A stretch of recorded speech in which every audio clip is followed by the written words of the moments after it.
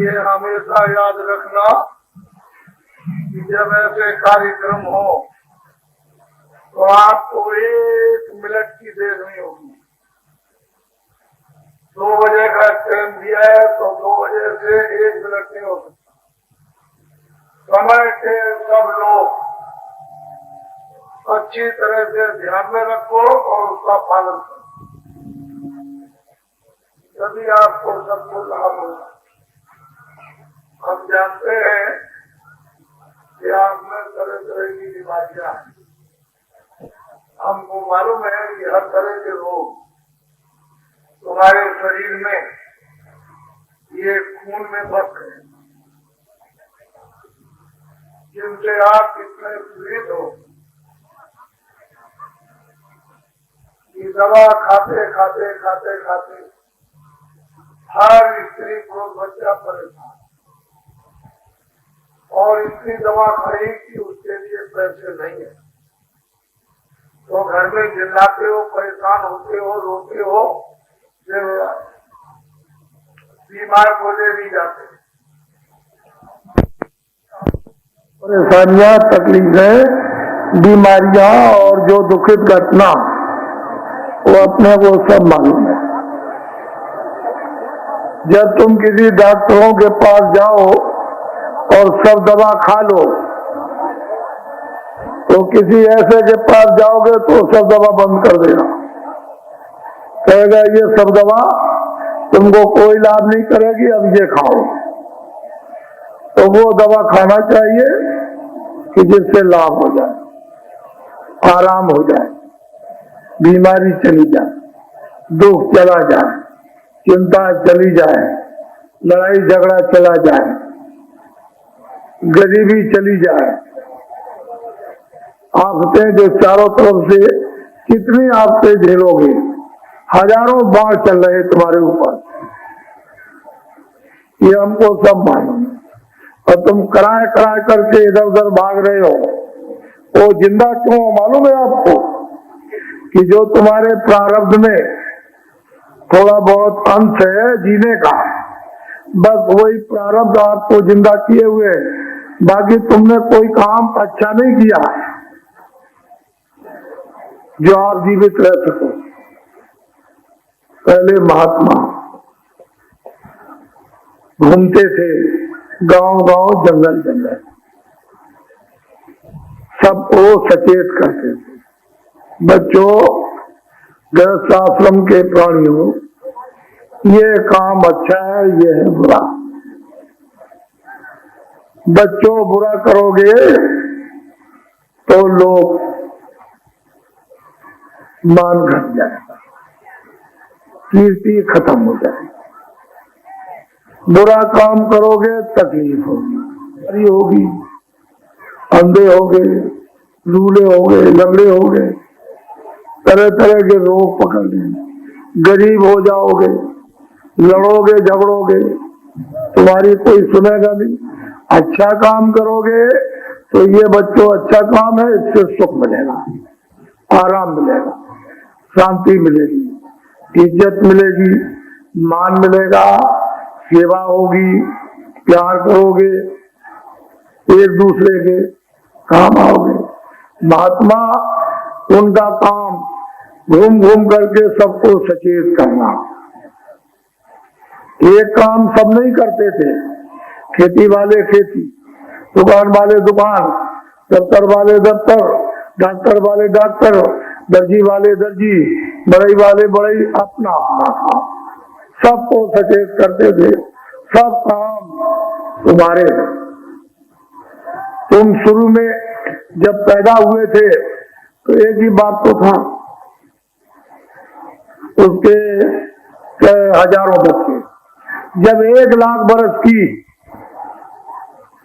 आयु थी, 1 लाख बरस, तो कितने बच्चे माँ के पेट से पैदा होंगे? तुमको तो इतिहास मालूम है नहीं है। तो जब मान लो 500 बच्चे एक माँ के, तो पूरा गांव बस गया।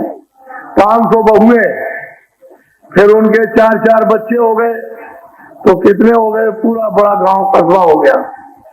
उनको माता पिता काम देते थे, बच्चा देखो तुम झाड़ू लगाना, तुम ये लो, ये काम सीखो, ये बाल बनाना, इसलिए तुम्हारा काम है, तुम बच्चों को बच्चे का ये कपड़ा धोना, तुम्हारा काम है ये खेती करो, तुम्हारा काम है तुम पढ़ाओ, तुम्हारा ये काम है लोहारी का, ये तुम लोहा पीटो, इस काम को हल बनाओ, ये तुम चारपाई बनाओ, लकड़ी बड़ी करो। तो माँ बाप अपने बच्चों को अलग अलग सब काम दे देते और बच्चों ने सबने काम किया और शाम को सब माँ के साथ बैठते। वहां तो कोई भेदभाव था नहीं किसी तरह का। आप पहले समझ लो कि मतलब यह है कि उन्होंने ड्यूटी दे दी अपने बच्चों को, ये तुम्हारा काम, सब लोग आदेश का पालन करते थे। किसका? माँ बाप का। माँ बाप तो बच्चों के लिए पहले ही प्रथम श्रेणी में गुरु, उनका पालन किया, बस शाम को सब आकर के माँ बाप के पास बैठे और वहां मतलब ये है कि कोई किसी तरह का भेदभाव नहीं। जब 1, 2, 4, 10, 5, 15, 20, 50, 100 जब पीढ़ियां हो गई तो आप अपने को जब बुद्धि मलिन हुई और अच्छे काम का बुरे काम का बोध नहीं रहा, ज्ञान नहीं रहा, तो आप नाई वाले से घृणा कर ले, छोटी जात है, उसी अपने भाई को छोटी जात, ये कपड़े धोता है भंगी है, यानी धोबी है, ये मैला उठाता है तो ये भंगी है, तो आपने छोटी जात करके काम की जाति बना दी। अब आप उसमें पर पहले तो कोई जाति थी, पहले तो आदमी था, जाति थी, कोई जाति नहीं थी। तुमने शास्त्रों को तुमने देखा ही नहीं, शास्त्रों को, और आध्यात्मिक विज्ञान तुमने प्राप्त ही नहीं किया। अब तुमने सब छोड़ दिया, न तुमको मालूम अच्छा काम क्या, न तुमको मालूम बुरा काम क्या, न तुमको ये समझ में कि मनुष्य किसका नाम, इंसान किसको कहते हैं, ये भी कुछ मालूम नहीं तुमको। तुमको यही पता नहीं है कि जिस पेड़ से हम पैदा हुए उसमें कौन पैदा हुए, कुछ ये अपनी जो आपने महात्माओं को छोड़ करके दुर्दशा कर डाली है, इसका कोई अच्छा परिणाम थोड़ी, आगे तो और भी खराब होने वाला। अभी तो आपने कुछ दुर्दशा नहीं देखी, ये तो आगे बहुत भयंकर दुर्दशा आने वाली है। इसलिए हमारे पास सब लोग आते, हमको देखो, हम किसी से कोई गिरना करते, आप हमको देखिए, आप लेन में बैठे रहे, आप हमको देखिए मतलब निगाह से और सोचिए कि हम किसी से घृणा करते। जैसे डॉक्टर कोई गया, उसने देखा नब्ज पकड़ी,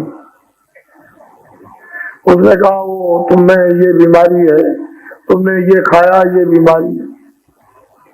ऐसे ही जब तुम्हारे सिर पर हाथ रखते हैं तो अपने को ये पता तुरंत चल जाता ऐसे करने पर कि तुमने कितने प्रकार के कष्ट और तुमने क्या क्या जघन्य अपराध किए, ये ऐसे हाथ रख करके मालूम हो जाता।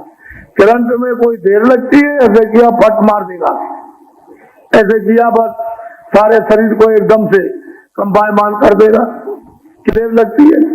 तो तुमको तो ये मालूम नहीं कि बाबा जी आपको छूते हैं तो कोई बात तो है इसमें, आप तो जानते नहीं, तभी तो तुम्हारी तकलीफें समझी जाएंगी। नहीं तकलीफ कैसे समझी जाएगी, तुमने क्या प्रकार की तकलीफें और तुमने क्या क्या कर्म किए हैं, तो उसी की तो दवा आपको मिलेगी। तो आप तो ये सब जानते नहीं, तो हमको आप देखिए, हम तो कोई भेदभाव किसी से, कोई हो कोई आदमी हो, कोई इंसान, हमसे तो कोई भेदभाव नहीं। तो आपको ये जानना चाहिए, थोड़ा बहुत भी अगर विचार करो तो थोड़ा बुद्धि को काम में ले लो। बुद्धि ऐसी चीज है आपको मनुष्य शरीर में कि इससे बड़ी चीज और कुछ है नहीं। अगर बुद्धि अगर हटा दी जाए तो तुम आदमी किस बात की, तो बुद्धि का दुरुपयोग कर रहे हैं। उसकी वजह से हम लोग सब हैवान, जानवर, पशु, पंछियों का काम कर रहे हैं। तो ये चारों तरफ से जो आपने एकदम से दरवाजे खोल लिए कि चले आओ बीमारी, चले आओ ये, चले आओ धोखा, चले आओ झूठ, चले आओ फरेब, गाली गलौज, मारपीट, ये सब, तो आपने सबको, काम को, क्रोध को, लोभ को, मोह को, सबको अंदर में बसा लिया। अब वो आपको क्या किए हुए तबाह एकदम। तो हम आपके बीच में रहते हैं। ये लोग कहते हैं आकर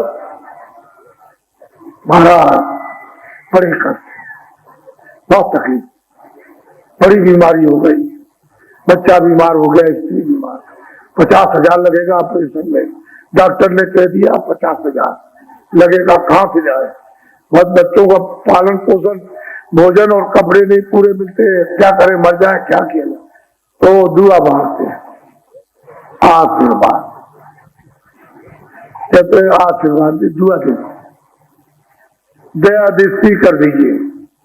तो मैं इनकी बातें बड़े ध्यान से सुना करता हूँ।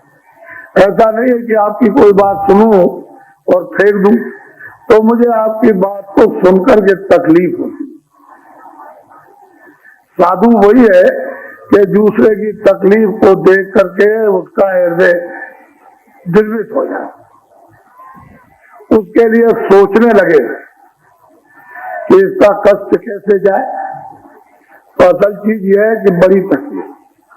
फिर ये कहते हैं कि घर में झगड़ा, बहुत मुकदमे, अब तुम उधर चले गए उस तरफ को, तो वहां मुकदमे में उस घेरे में फंस गए, अब वहां से निकल नहीं सकते हो, बहुत बता दिया, दौड़ते रहो, आते रहो, जाते रहो, आते रहो, समय खराब होगा आपका, वहां जाओगे बर्बाद होगा, दिन भर बैठे रहोगे, ऐसे करके खाओगे पियोगे नहीं, ऐसे शाम को कह दिया जाएगा जाओ, 2 महीने में तारीख पड़ गई या 15 दिन में पड़ गई, तो आने का खर्चा, जाने का खर्चा, दिन भर बैठे रहो ऐसे भूखे प्यासे, और मतलब ये घर का काम छोड़ दो तो 1-2 मार झगड़ा, घर घर का झगड़ा, भाइयों का झगड़ा, पड़ोसियों का झगड़ा, इनका झगड़ा, छोटों का बड़ों, ये झगड़ा, फिर ये बीमारी आप बताइए।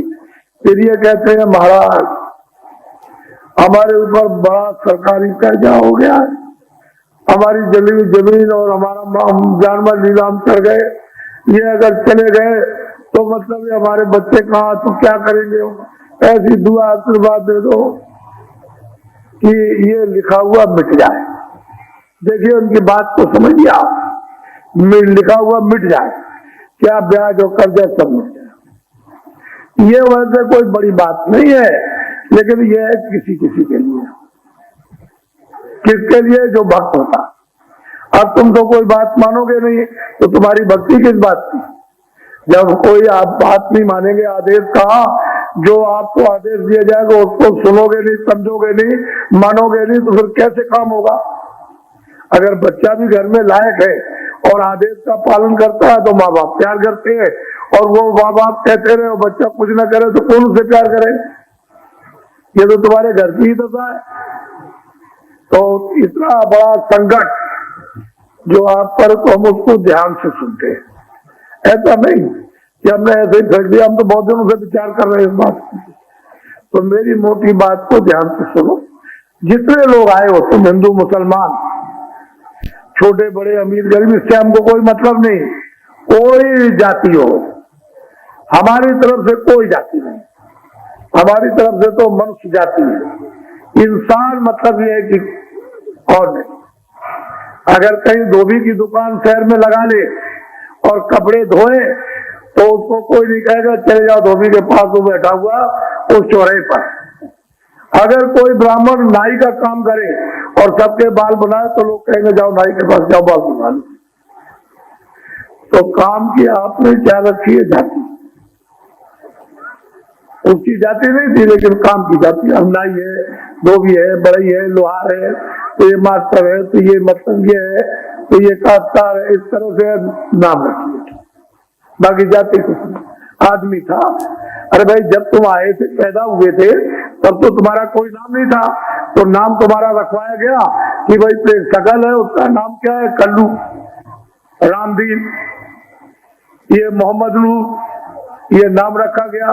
तो मतलब ये है कि पहले तो कोई नाम नहीं था, तुम किस जाति के हो, तो कह लगे भाई कोई नहीं, तो जिसके यहाँ रहोगे वो कहोगे भाई उसी जाति के होंगे। मनुष्य की कोई जाति मनुष्य, इसकी जात को ऐसे अपने व्यवस्था के लिए आपने नाम रखा। व्यवस्था के लिए जहाँ दफ्तर नहीं है, दफ्तर खुल गया तो दफ्तर का नाम रख दिया कि इसमें ये काम होता है।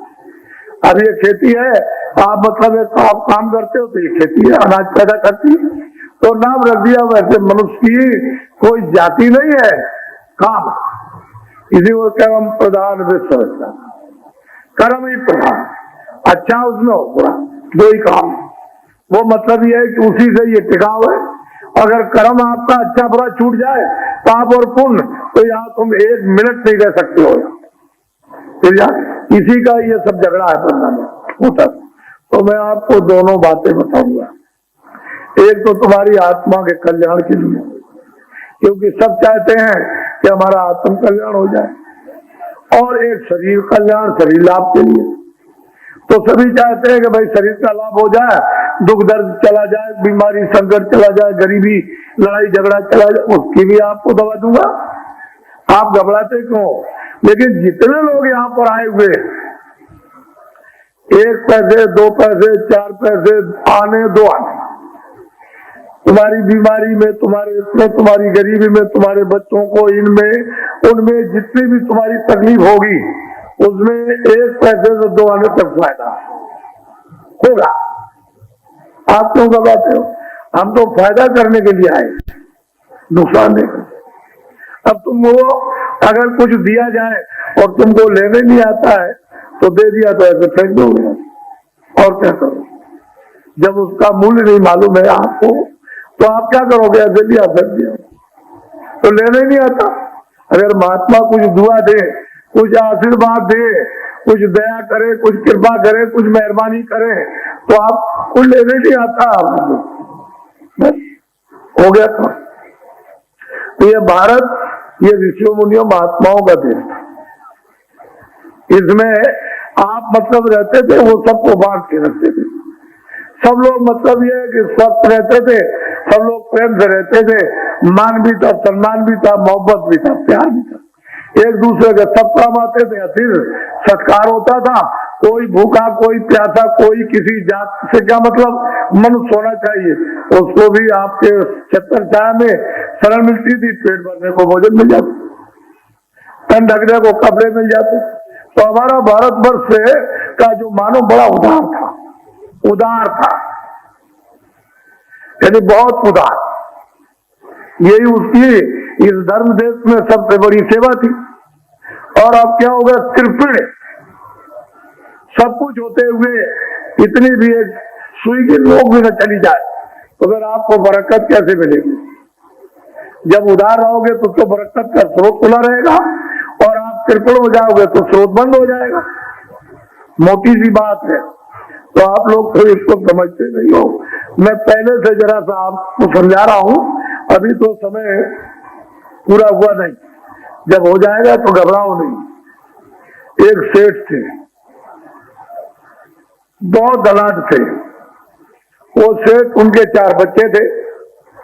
सेठ ने कहा कि देखो, मेरे रहते रहते अगर बच्चों का बंटवारा हो जाए तो हमारे बच्चे सब, हमारे पास धन इतना है, सब खुशहाल हो जाएंगे।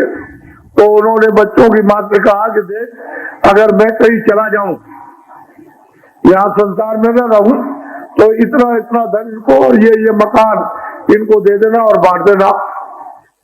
कह लगे थे तो कुछ तो सेठ जी ने दे दिया, और जो बाकी रह गया, जब उनको शरीर छूट गया तो बच्चों की मां रह गई, तो उसने उनको बांट दिया और बस शादी कर दी। सब लोग आराम से रहने लगे। ये उनको मालूम था कि माँ के पास बहुत धन है।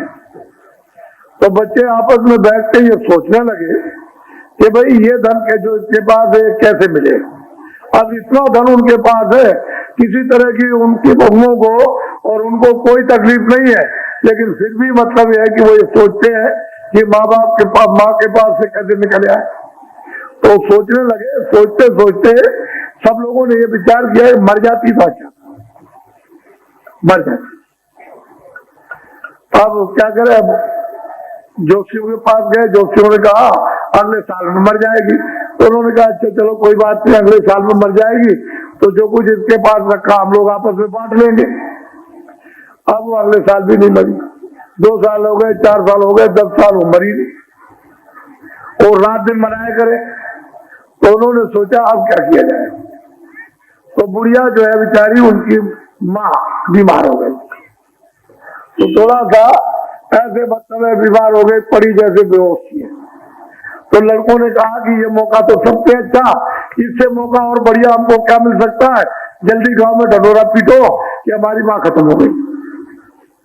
फौरन गए दुकान से कपड़ा ले आए और बांस ले आए, कपड़ा ले आकर और धीरे से बुढ़िया को बांस में रख दिया और ढडोरा पीट दिया कि बुढ़िया मर गई।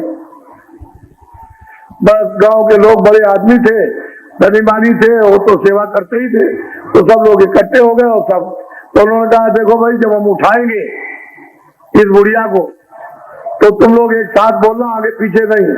तो जब उन्होंने उठाया उसको, टिकटी को, उसकी लाश को, तो उन्होंने कहा कि राम नाम सत्य है, सत्य बोलो मुक्त है। तो वो राम नाम सत्य बोले, वो कहे सत्य बोलो मुक्त है। ये जैसे उठाया वैसे बुढ़िया ने आवाज दी कि अरे लड़कों, मैं तो जिंदा हूं, तुम ये क्या कर रहे मेरे साथ। तो लड़के कहते जो बुढ़िया कहे तो सत्य है और राम नाम सत्य है, जो बुढ़िया कहे तो सत्य है और राम नाम सत्य है, जो बुढ़िया कहे तो सत्य है और राम नाम सत्य है, जो बुढ़िया कहे तो सत्य है और राम नाम सत्य है। और सबको बुलवा करके वो ले चले। बोलते जाए, बुढ़िया की आवाज तो किसी को सुनाई नहीं दी गई, वो तो लड़कों ने जान लिया कि बुढ़िया जिंदा हो गई और वहां चिता पहले करवा दी और सब बोलते रहे कि जो बुढ़िया कहे, बुढ़िया तू सच कहती है कि मैं जिंदा हूं, मैं अभी मरी नहीं, लेकिन मेरे साथ ये क्या, जो बुढ़िया कहे तो सच है, लेकिन अब तो राम नाम सत्य है। बंदे जा करके शोर बचाकर और अपनी माँ को, बुढ़िया को चिता में रख के जला दिया। जिसके पेट से पैदा हुआ है उसके साथ तूने पैसे के लिए, यानी कृपण, इससे बड़ा और कृपण क्या हो सकता है कि अपनी माँ की उसने किस तरह से हत्या कर डाली। तो ऐसे लोग क्या कभी सुखी हो सकते, क्या आराम उनको मिल सकता है, क्या निरोग। तो यही बात मोटी थी। तो आप लोग बड़ी तकलीफ में हो, हम जानते हैं, हमको मालूम है, और हमने बहुत दूर तक गंभीरता से सोचा कि हमारी जितनी भारत में आबादी है, वैसे हमने तो अपना हिसाब लगा लिया कि 2 अरब की आबादी है भारत की, 2 अरब, यानी 100 करोड़ का 1 अरब, 200 करोड़ की भारत की आबादी, सब शहरों और गांव की, पूरे भारत। उसमें कितने भूमि है? 80%। ये भूमि किसको कहते हैं? जो खेती में अनाज पैदा करते, उनका नाम भूमि। तो जो बड़ी संख्या है वो तो भारत में भूमि की है। पहले शुद्ध नाम भूमि था, पहले दूसरा कोई नाम नहीं था, भूमि ही नाम शुद्ध था और वो सबके लिए था। कोई भी हो जो भूमि जोत करके अनाज पैदा करता है, भूमि। तो ये मतलब ये शुद्ध नाम। इतनी बड़ी संख्या आपकी भारत में कि आबादी की 80% तो तुम तितर 3 के 13 इधर उधर उधर उधर इधर उधर भग गए। तुम अगर एक जगह पर बैठ गए होते और तुमने कुछ अपना निश्चय और निर्णय कर लिया होता और बुद्धि का उपयोग किया होता कि हमको तो इतना बड़ा अधिकार मिला कि हम सब कुछ कर सकते हैं, तो तितर। अरे लोभी आदमी, तुमको मालूम है लोभ जो होता है वो सब व्याधियों का मूल है। तो तुम उस लोभ में फंसे, इधर से मिल जाएगा, इधर से मिल जाएगा, घर का भी कमा दिया, अब मारे मारे फिरते हो, कहीं कोई तुमको पूछने वाला नहीं है। अब ये बताओ भूमजोत को कि जितना तुम सरकारी कर्जा लेते हो, ट्रैक्टर का लेते हो, कुएं का लेते हो, नाली का लेते हो, बिजली का लेते हो, आप हल का लेते हो, बैल का लेते हो, भैंस का लेते हो, कितना कोई भी सरकारी कर्जा, चाहे कोऑपरेटिव बैंक हो, चाहे बैंक हो, चाहे खजाना हो, किसी से भी लेते हो, लेकिन जितना लोन तुम्हारा पास होता है, जैसे 10,000 का लिख के दिया 10,000 पास हो गया, 20,000 लिख के दिया 20,000 पास हो गया, और 2.5 लाख लिख करके दिया, 2.5 लाख पास हो गया, तो उसमें से आपको पूरा मिलता है? बोलो, पूरा मिलता है? नहीं मिलता है। मुझे एक आदमी भी इसमें से खड़े होके बता दे कि मुझे पूरा मिला है? कोई हमारे गुमजोतों में से एक भी आदमी जो ये खड़े होके बता सकता मुझको पूरा मिला? कोई नहीं।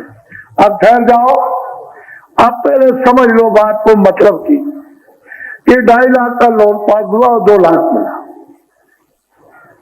2 लाख उसके हाथ में पड़ा, 50,000 गुम हो गया, बूथ ले गया, बूथ ले गया और क्लोज बूथ ले गया। लेकिन ब्याज कितने पर देना है? 2 लाख। और वापस कितना लोन, ब्याज कितने पर देना है? 2.5 लाख पर। और वापस कितना करना है? 2.5 लाख। 20,000 का लोन पास हुआ, 15,000 आपको मिला। अब ब्याज कितने पर लगेगा? 20,000। और कितना दोगे लौटाकर? 20,000। तो तू तो दोनों तरफ से मारा गया, इधर से भी तेरे ऊपर मार पड़ी, लेने में भी और देने में भी मार पड़ी, तो तेरा तो कचूमर निकल गया, तेरा तो कुछ रह नहीं गया। फिर ये कह दिया भूत ने, अरे भाई तुम क्या, तुम थोड़ा सा दे दो, उसमें से हम कम कर देंगे। तो 500 और दे आए, कभी 1,000 दे आए, कभी 300 दे आए, तो तुम देते ही रहो। तो तुम्हारी तरफ में चौगड्डा माल, तुमको पता ही नहीं क्या। अब चिल्ला रहे हो, बाबा जी से दुआ मांगते हो आशीर्वाद, ये ऐसा मंत्र मार दो कि मेरा कागज पर लिखा हुआ मिट जाए, मिट जाए, बस हमारी तकलीफ बच जाएगी। तो रास्ते से चलो, तुमको अधिकार मिला है। प्रजातंत्र में अधिकार दिया और ये कहा गया तब शुरू में, जब लोग अच्छे थे। 48 में आजादी, हमने तो अंग्रेजों का राज देखा। जब 18 में सत्याग्रह हुआ तो हमको होश था पूरा, हमने तो अंग्रेजों को देखा। 18 में सत्याग्रह शुरू हुआ तो उसको भी देखा और 30 साल तक चला। 48 में आजादी मिली। उस समय पर जब अच्छे लोग थे तो उन्होंने कहा था कि भाई देखो, तुमको हम अधिकार देते कि तुम्हारे इलाके में जो अच्छा, ईमानदार, सचरित्र और सेवादार आपका कोई अच्छा आदमी हो, उसको आप चुन लो अपनी सेवा के लिए, जो आपकी मतलब है सेवा करे, उसके सबकी सेवा करे, मतलब सबकी सेवा करे, उसको आप चुन लीजिए। तो एक आध मरते, 2 मरते तो आपने सोचा कि यही ठीक है, तो आपने चुन लिया और वो ठीक भी थे उस समय। लेकिन बाद में उसके बाद खत्म, फिर गड़बड़ हो गया, बस फिर गड़बड़ हो गया। तो आपने मतलब आपको लालच चला, लालच चला, लालच चला, लालच चला, इतना लालच दिया गया कि बिल्कुल एकदम चौड़े मैदान में फंस गए। अब कुछ अपने पास बुद्धि नहीं रही, तो अब तो आप लूट गए। तो इसके माने कि अधिकार आपका खत्म, उसको फेंक दिया। अरे भाई 5 साल के लिए आपको बताया था कि भाई तुम देखो अपना उपयोग करो 5 साल के लिए, तो आपने किसी को अपना चुन के भेज दिया, चाहे लखनऊ भेजो, चाहे जिले में भेज दो, और चाहे वहां दिल्ली भेज दो, तो आपने भेज दिया। लेकिन फिर तो समझना चाहिए, तो आपने कुछ नहीं समझा, वो शोरगोल मचा, उसी हवा में आपने बुद्धि को अपना दे दिया, दान दे दिया, खैरात में दे दी। जब बुद्धि दे दी है तो आप क्यों गड़बड़ करते हो? 5 साल के लिए बुद्धि दे दी है तो आपको गड़बड़ नहीं करना चाहिए। कोई आंदोलन नहीं, कोई हड़ताल नहीं, कोई तोड़फोड़ नहीं, न रेल के लिए, न बस के लिए, न सड़क के लिए, न बिजली के लिए, न कारखाने के लिए, न दुकान के लिए, न दफ्तरों के लिए और न स्कूलों के लिए। कोई आंदोलन या कोई धरना और कोई गिराव आपको 5 साल तक नहीं करना चाहिए था। आपने ये कराया, लोगों ने ये कर दो तो ये कर दो, तो बस तोड़ दो, तो ट्रेन तोड़ दो, तो इसको तोड़ दीजिए, उखाड़ दीजिए, तुम ये खंभे उखाड़ दो, बिजली हटा दो, ये पुल को तोड़ो, कारखाना जला दो, दफ्तरों को जला दो, पुल तोड़ दो। इस तरह से सबने मिलकर घमासान यानी युद्ध किया है और अपनी जितनी आमदनी थी आपके शरीर द्वारा वो सब आपने भस्म कर दी। ये हमसे सुनो, आप भस्म हो गए, कुछ नहीं रह गया देश में, भस्म हो गए। अब जब देखा कि अब आमदनी नहीं है तो ये भागे बाहर और कहा कि हमारा देश बड़ा गरीब है और जंगल और पहाड़ है बहुत गरीब और छोटी छोटी जनता रहती है बड़े गरीब तो हमको कर्जा दे दिए, तो बाहर से कर्जा धुआंधार, यानी बेशुमार, आपने पूछा भी नहीं और कर्जा ले आए। अब वो तो हो जाने कर्जा ले आए कि उसका ब्याज भी नहीं दे सकते, तो कर्जा क्या दे सकेंगे। जब ये देखा कि ये भी सब खत्म हो गया, ये भी खत्म, तो फिर क्या हुआ कि चलो विदेशियों जल्दी भारत में अपना रुपया लेकर, डॉलर लेकर के वो तो दे दो किनारे, वहां बॉर्डर पर, यानी वहां पर जहां शुरू होता है अपना देश वहां, और तुम यहाँ अंदर का रुपया नोट वोट ले लो और यहाँ तुम आकर के पूंजी का विस्तार कर दो। ये आवाज तुम सुन रहे हो चारों तरफ, मैं भी सुन रहा हूं, मैं कोई पागल थोड़ी हूँ और कोई ऐसा थोड़ी गुफा में रहता हूँ